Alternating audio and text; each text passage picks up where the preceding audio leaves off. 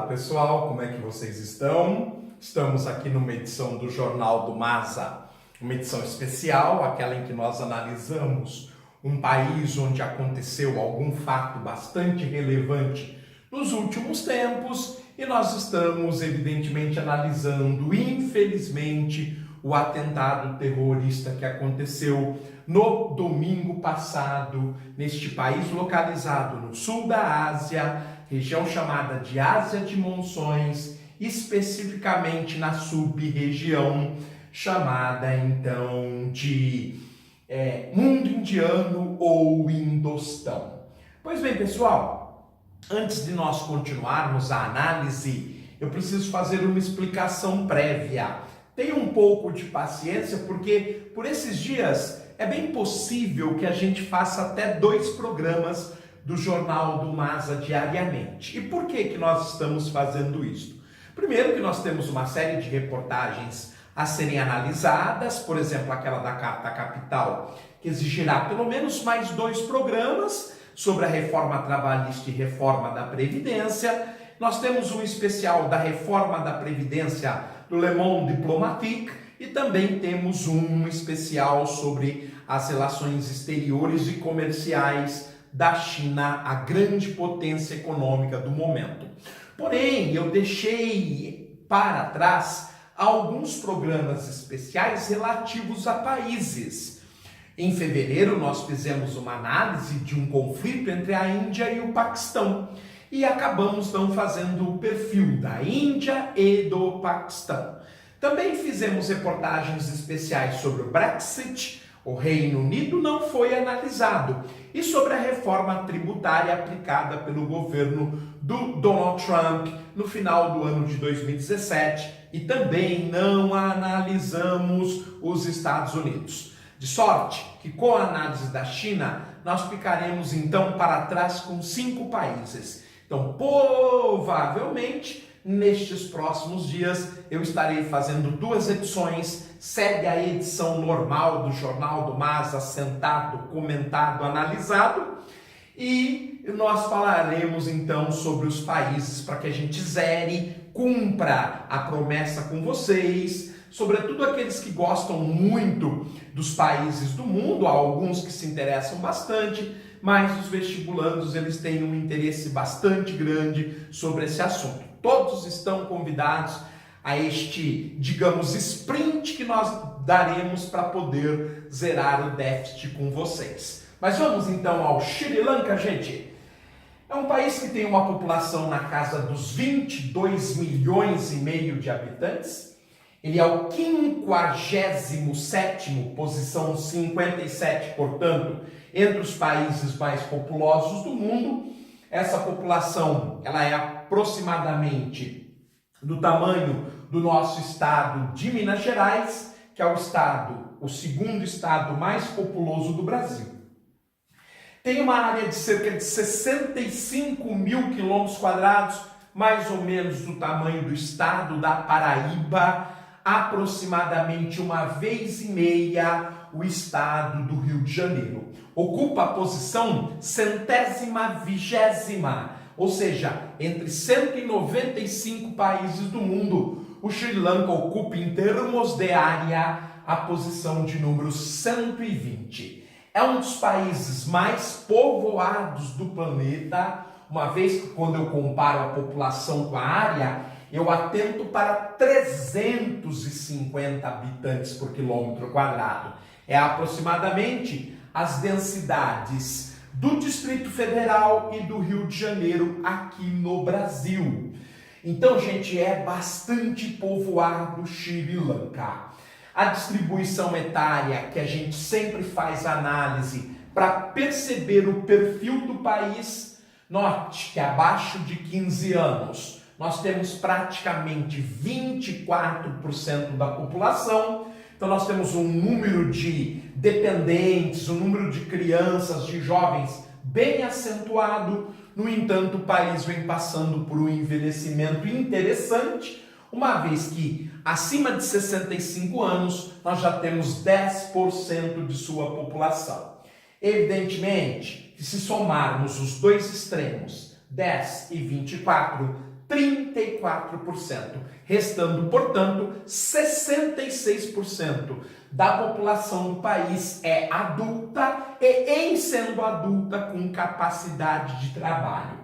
Então, nós temos 2/3 destes 22 milhões e meio de habitantes com capacidade de trabalho. Isso significa dizer que o Sri Lanka é um país razoavelmente desenvolvido, né? Aquilo que a gente chama de país periférico, mas com um perfil um pouco mais evoluído, já que ele se trata de um país adulto. O crescimento vegetativo é bastante interessante, de 0,7% ao ano. Se a economia crescer um pouquinho mais, e a economia do país aponta este ano para um crescimento de 3,1%, como é fácil fazer um país crescer economicamente mais do que esse 0,7% ao ano, o país vai se desenvolvendo, as condições de vida vão melhorando. O percentual de imigrantes é minúsculo, o menor de todos os países que nós analisamos até agora. Nós estamos no 6º país, o menor percentual de imigrantes de todos eles é Sri Lanka, 0,2%, bastante pequeno, indianos basicamente, mas uma minoria, de tal forma que a população é bastante, digamos, etnicamente pura, etnicamente do país. A taxa de natalidade, que às vezes é diferente do crescimento vegetativo, quero dizer que o crescimento vegetativo é uma informação anual. A taxa de natalidade, a taxa de mortalidade, ela segue a lógica da década, do decênio, dos últimos 10 anos. De tal maneira que quando eu subtraio a taxa de natalidade da taxa de mortalidade, nos casos que eu informo, trata-se do último decênio a partir do último censo, que é o censo de 2010. A taxa de natalidade e a taxa de mortalidade são bastante aceitáveis, e o que a gente fica muito feliz é a taxa de mortalidade infantil do país, dentro daquilo que a Organização Mundial de Saúde considera adequada, tolerável, que é de 10 por mil, o Sri Lanka tem de 8 por mil, isso significa que se cuida muito bem das crianças. Mesmo os gastos com a saúde, significando apenas 3% do orçamento do país. Mas não adianta ter um orçamento da saúde muito maior, como é o caso do brasileiro, 3 vezes maior percentualmente, mas não se sabe gastar e há acusações o tempo todo de corrupção. Então o Sri Lanka, ele gasta bem. Apesar do orçamento do país ser bastante modesto, de apenas 16,7 bilhões de dólares, é muito pequeno. Desse orçamento de, arredondando, 17 bilhões de dólares, se gasta com a saúde apenas 3% numa população do tamanho do estado de Minas Gerais. Quer dizer, se gasta bem, se gasta inteligentemente para ter esse perfil sociodemográfico. Outro fato que chama atenção é que o orçamento é o menor proporcionalmente ao PIB de todos os 6 países que nós analisamos nestes programas especiais. O PIB de Sri Lanka é de aproximadamente 275 bilhões de dólares, e o orçamento é de apenas 7% desse valor. Isso significa que Paulo Guedes, o nosso ministro da Economia, Jair Bolsonaro, nosso presidente da República, deveriam visitar Sri Lanka, porque ele dá uma noção extraordinária de liberdade econômica, de liberalismo, ao gosto destes homens que hoje comandam o Brasil. Voltando aos dados socioeconômicos, a taxa de urbanização é muito baixa. 82% da população de Sri Lanka vive no campo, só 18% nas cidades, Destaque para a cidade de Colombo, que é a capital, com 600 mil habitantes, onde aconteceu o atentado deste domingo de Páscoa, além de 2 outras cidades do interior. Uma informação que eu trago para o Sri Lanka e que normalmente eu não levo em consideração para os outros países, tratam-se dos grupos étnicos e das religiões, porque o ataque, o atentado terrorista, ele tem que ver com esta situação. Os grupos étnicos, os singaleses, os nativos do país, representam 75%. Os tameis, que estão no norte de Sri Lanka e no sul da Índia, é uma etnia que ocupa 2 países, o sul da Índia e o norte de Sri Lanka, representa 15%, de tal forma que os singaleses e os tameis representam 90% da população do país. Quanto às religiões, isso recrudesce essas diferenças entre singaleses e tameis. Os budistas representam 70% da população do país. Normalmente os budistas são os singaleses.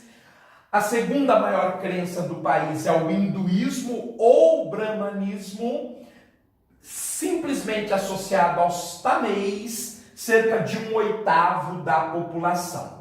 Aí nós temos as minorias, os muçulmanos, que provavelmente, e é o que o governo os está acusando, de serem os arquitetos do plano, ligado evidentemente ao apoio do Estado Islâmico, representam 10%, enquanto os católicos, que infelizmente foram os mortos deste atentado, representam apenas 6%.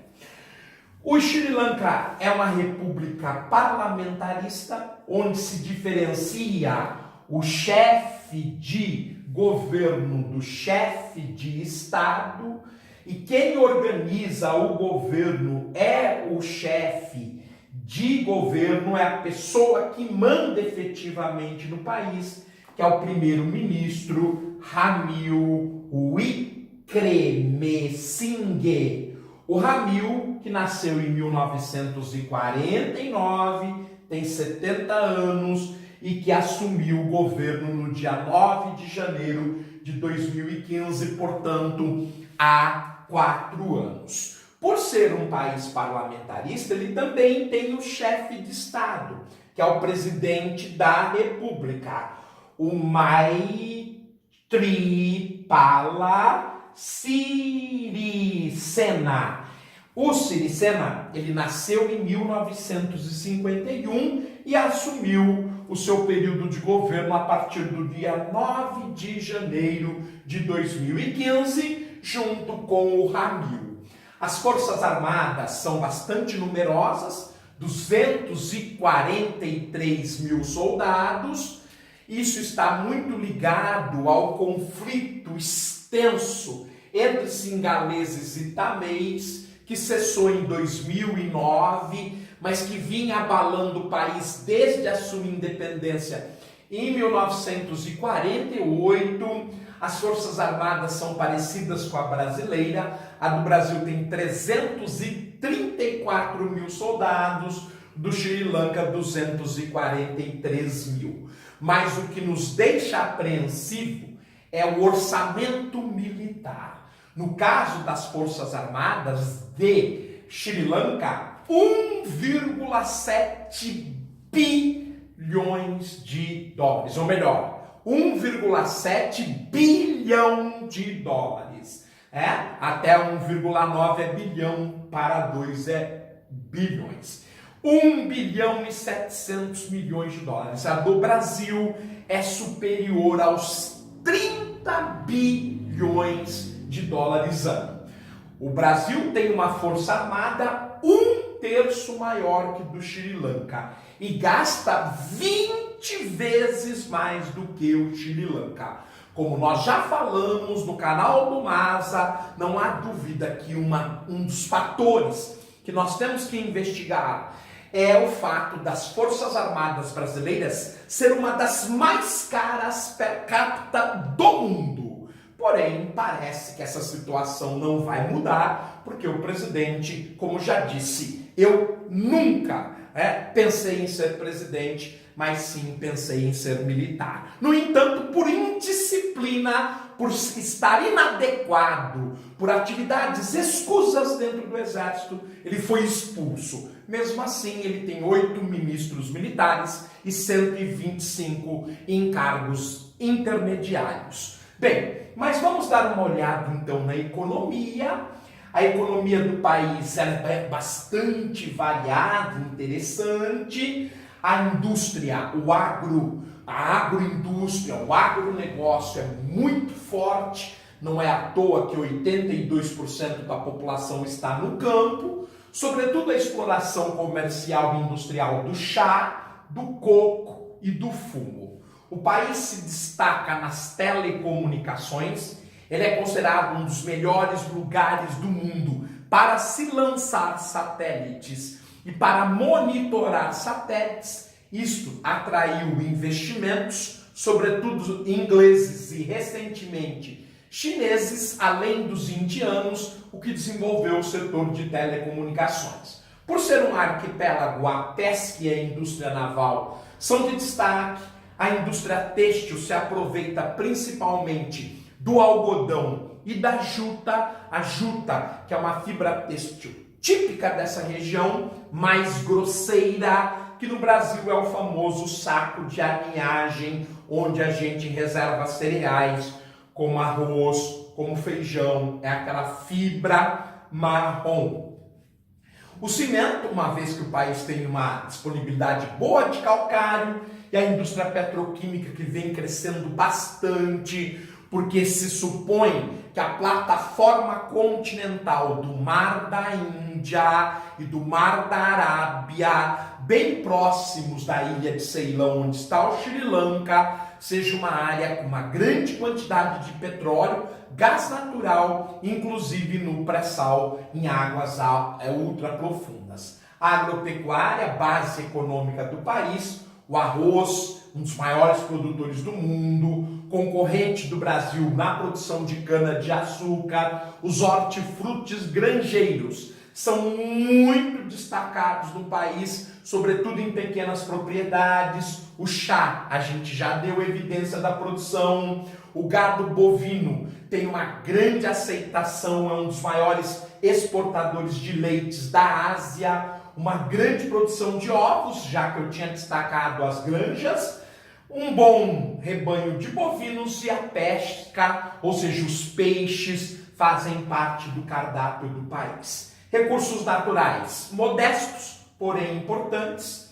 É um dos grandes exportadores de grafite do mundo. O grafite nada mais é do que o carbono, mas é utilizado desde a fabricação de um lápis simples, a matéria-prima, para você poder escrever, até ligas mais complexas que formam, por exemplo, satélites. O silício, que advém principalmente da areia, ele é essencial para a confecção de pastilhas, onde se instalam o cérebro de um computador, ou seja, os chips. Pedras preciosas como o quartzo, o diamante, a esmeralda, o rubi são encontrados abundantemente no Sri Lanka. E o adubo mais utilizado no mundo, que é o fosfato. A água é bastante disponível, menor do que a do Brasil, mas muito superior à de Israel, por exemplo. 12 vezes mais água por habitante, é bastante abundante, cerca de 2.500 metros cúbicos por habitante. Esta é uma estatística que o Jornal do Masa faz questão sempre de analisar a disponibilidade de água, já que essa é a matéria-prima do futuro.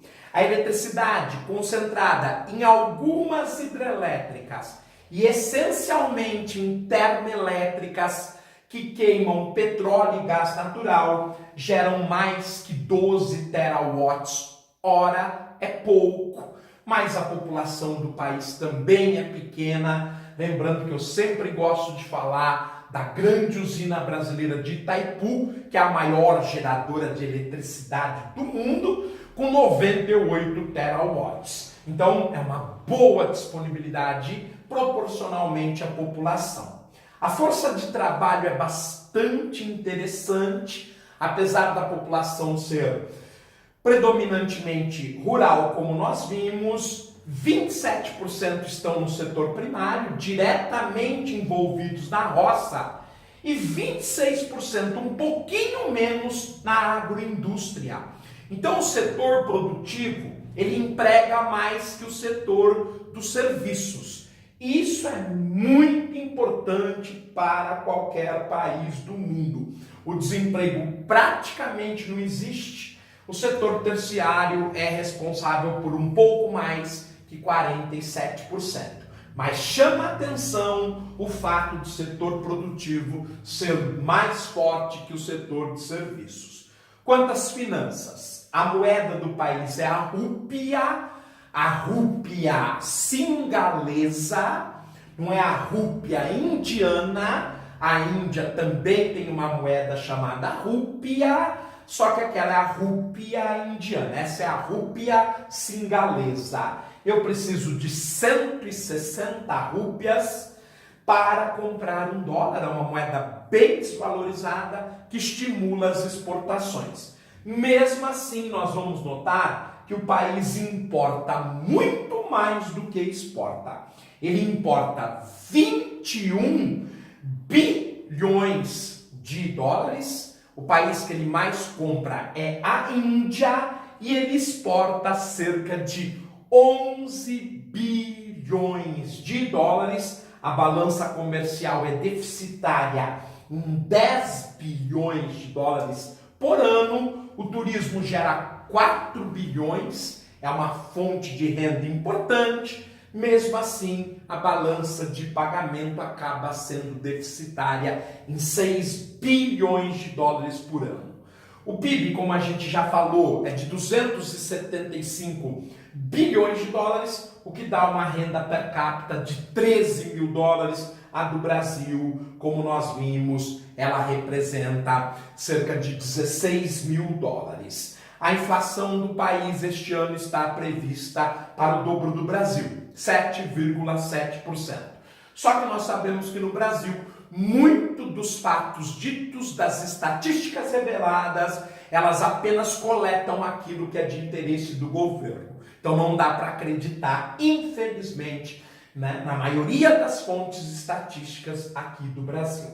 Muito bem, gente. Então nós terminamos o Sri Lanka, fizemos uma análise aí de cerca de 25 minutos sobre esse país que domingo passado, portanto há 6 dias, sofre esse atentado que infelizmente é considerado o segundo maior da história após o atentado dos Estados Unidos 2001, o World Trade Center.